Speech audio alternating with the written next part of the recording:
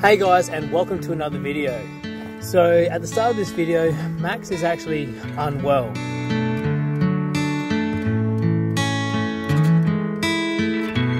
We're actually filming this video a week later from when this happened. So a week ago, well, Max was feeling,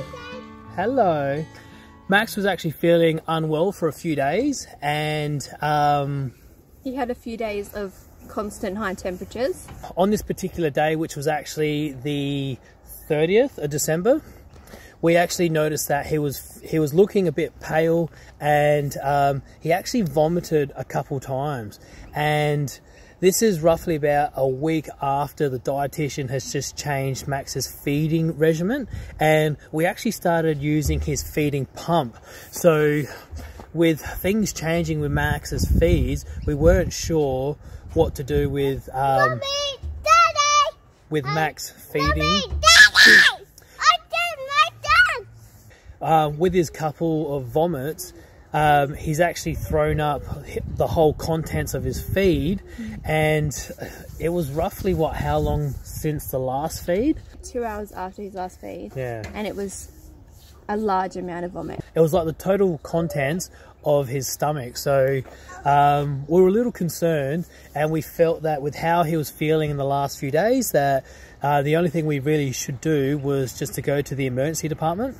As well as the vomiting, he was going floppy in between vomits. Yeah. So he wasn't very responsive, and that was a major concern. But we did contemplate just getting a locum or something. But given his history, it's more likely that they would just send us to ED anyway. Yeah. So just to give you guys an idea of the timeline of this, funny enough, not funnily enough. Funnily. No, is that a word? Funnily? So funny enough, we were actually at the emergency department the day earlier. So on the 29th, Ellen's parents were in town, and you know, they were going to treat us by looking after our kids, and we were going to have a date night, like a meal out together, child free. And while we were getting ready, Max's tube got pulled out, and we were both just sort of getting ready at the time, and Emily comes up to us with Max's tube going, "Mummy, Daddy, uh-oh." And from there, I was actually warming up his feed to do it. So, and I don't think she pulled it out because she knows better than to touch it. And her reaction was like, "Oh no, this has happened." So. Yeah. So from there, we knew that our night was kind of ruined, and you know, we just got Ellen's parents to look after our kids while we brought Max in. While we brought Max into the emergency department. So basically that took about 2.5 hours for us to check Max in, wait around, and have a nurse to put his tube back in. And by that time, he was about 6 hours past his last feed. So we were quite concerned, but they put the tube in, and then we fed Max, and that was fine. So that was on the 29th of December. Now on the 30th, we made the decision to head into the emergency department. So it was quite convenient having Ellen's parents there, because they were able to look after Emily while we brought both the boys in. From there, we checked Max in, and then we had to wait for a little bit, and then they brought us to another room. And I think as we're sort of explaining Max's situation to all the different doctors and nurses, they're kind of clicking that there's a lot more in play here because of his complicated history. So first was a nurse, the triage nurse, and then the waiting room. Yeah, that's where she did his weights and his heights and measurements. And then while we're in there, she said he's priority 1, so he shouldn't be much of a wait. And he did another vomit in the room there. So that was total 4 vomits since his last feed by then in the emergency department. And he was overdue for a feed, so we didn't know really what to do at that point. And quickly from there, we were put in a room in the emergency area. Yeah. Just away from everyone else. Just in case he's contagious. But we were very quickly seen to by doctors and nurses, and we we made the decision to go to the emergency department, which is not a light decision. Yeah. But in saying that, it wasn't like we were very overly concerned like we have been previously. I think we knew he wasn't well, but we didn't know what to do. I think the last time we went in, so I think the last time we brought Max in, we actually thought that he was in heart failure again. So, you know, we were on like high alert, like, oh my God, like this could be terrible and catastrophic and stuff like that. And turns out that he had, you know, a bunch of different viruses. So this time around we thought it'd be a similar thing, but our main concern was the vomiting and what we should do about all the feeding and stuff like that. And, you know, at that time in the night, because by the time we went in, it was what, like 10 o'clock? Yeah. You know, and you can't just go to a doctor, you can't go anywhere else. Everyone else at the hospital are just, you know, not there, and you've got to go to emergency.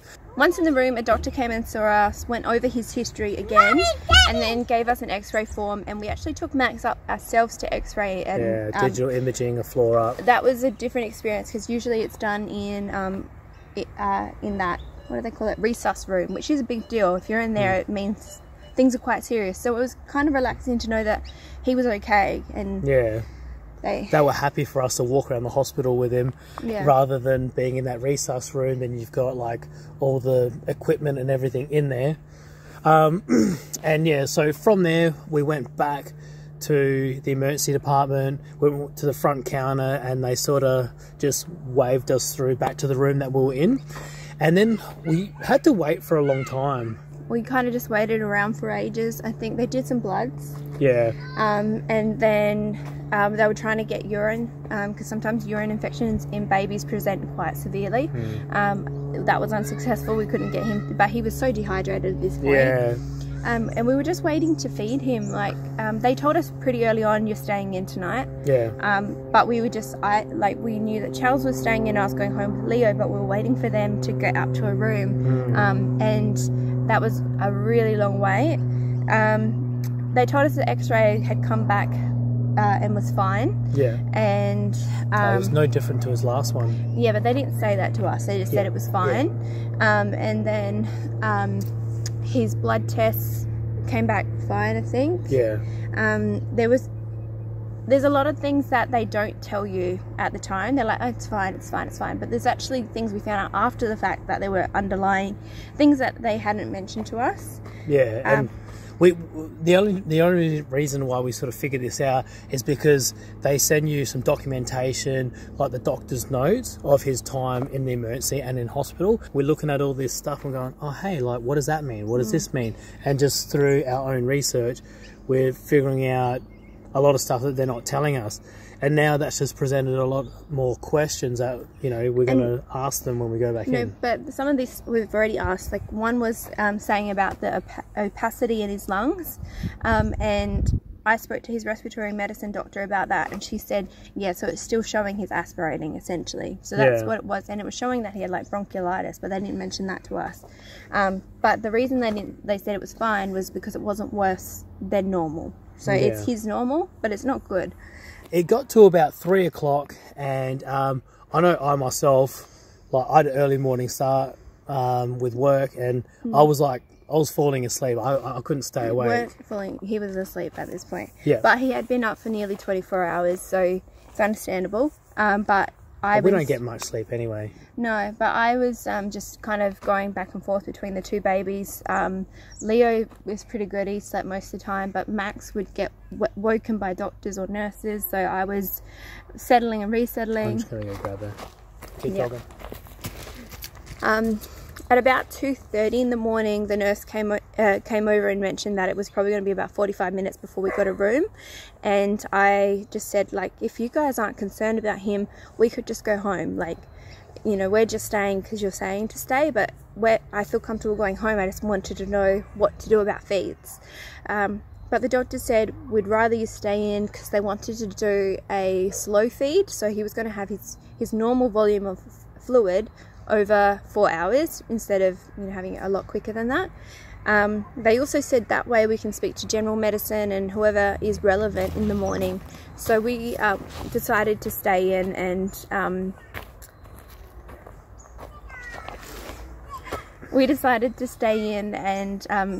soon after that a nurse came and took us up to Rosewood, but not before again discussing his entire history with the Rosewood doctor. Yeah. So it's a long night. You just repeat yourself over and over and over again, and that's what we're finding when we meet with all these different departments, that like at first we thought they get us to repeat ourselves and tell them from the start so they can see how much we understand, but then it kind of gets a bit frustrating because they've got his file and they can read it and stuff like that, but then they get us to go over and over and over and over and over again. So from there, I'm getting comfortable in the Rosewood because I'm staying in overnight. Ellen and Emily are just doing their, you know, their goodbyes and stuff like that. And then Ellen and Leo. Ellen and Leo. And then from there, I just finalised Max's paperwork to sign into the ward and stuff like that. And what's very interesting is that this is the third time we were actually in Rosewood, and we were right down the other end, and I don't think we've ever been down that far down into Rosewood. So it was a bit of a different experience, and the rooms...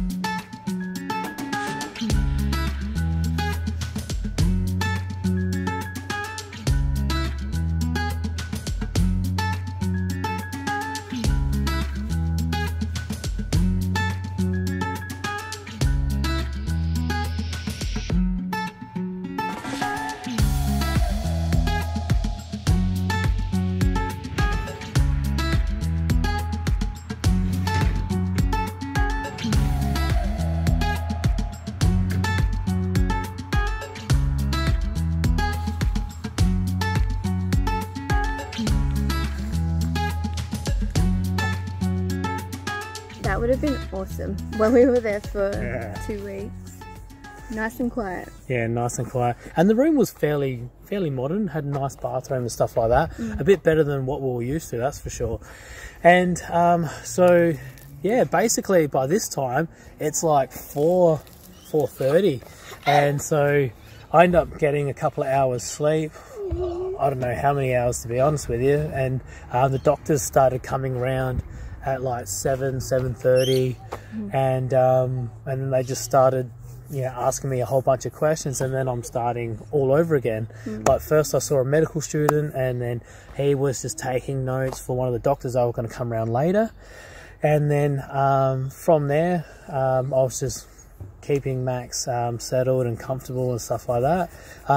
By this time he was looking a lot better. Yeah, so his colour had come back and he was responding quite well. So by the time I got there, the general doctor, he was in, and he's like a consultant, and he was just he was actually making the medical student squirm. Yeah, like, yeah, so just quizzing him on, like, you know, Max's test results, and just asking him a bunch of questions. Why is this happening? Why is that happening? What's your diagnosis? What would you suggest treatment and stuff like that, and just putting him through his paces. And so he should. I mean, he's there to learn and stuff like that. So came back that he's got a virus. He was fine. He was definitely a lot better. Something that came back was that he had anemia or thalassemia, and there could be a lot of reasons. If he's got thalassemia, that's a genetic thing, which is quite funny because they looked at Charles and said, "What's your background?" Because it's from the Mediterranean, And Charles doesn't have the gene.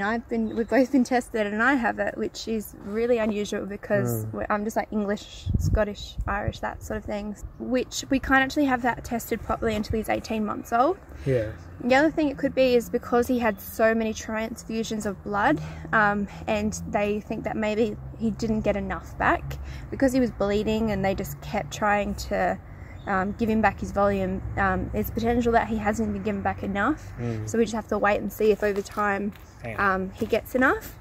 The doctor did say it's unlikely to be dietary because he has a dietitian monitoring all that, so we just have to wait and see at this point what that means. They still wanted a urine sample, so that involved us just letting Max keep his nappy off and Charles sitting there with a jar hoping to catch it, which thankfully we did within a couple of minutes, which was great, and that came back all clear as well.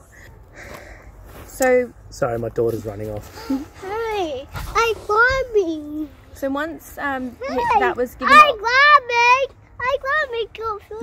climbing. Due to the due to what was showing up about his red blood cells, they decided to do iron studies. So they said, you know, do this and then you can go home. So we did that very quickly, and then we were able to go home. They just reassured us about all the follow-up we've got coming. We are regulars of the hospital, so we know we've got lots coming up. But he was definitely looking a lot better. Yeah. So guys, that's the end of the video today. So if you're interested to see what we have going on, look out for the upcoming videos. Better yet, subscribe and hit that notification bell. And thank you for watching. We'll see you in the next one.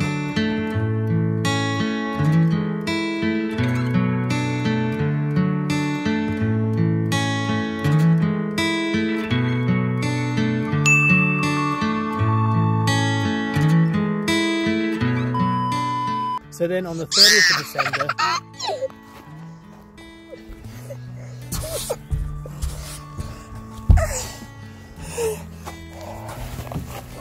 Keep going, keep going. So we're trying to film a vlog here. Max is just having a feed. So that there is his little feeding rack with the bottle and the pump, and he's just having some dinner right now, and we're going to get back into the vlog. So we had the general, do you want me to stop?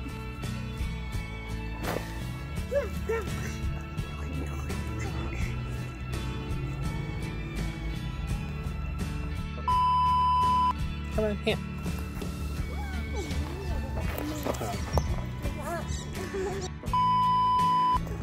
Like, I'm getting distracted because I'm looking here, but I need to be looking there. When you look this good, Hannah, I don't blame you. Ta-da!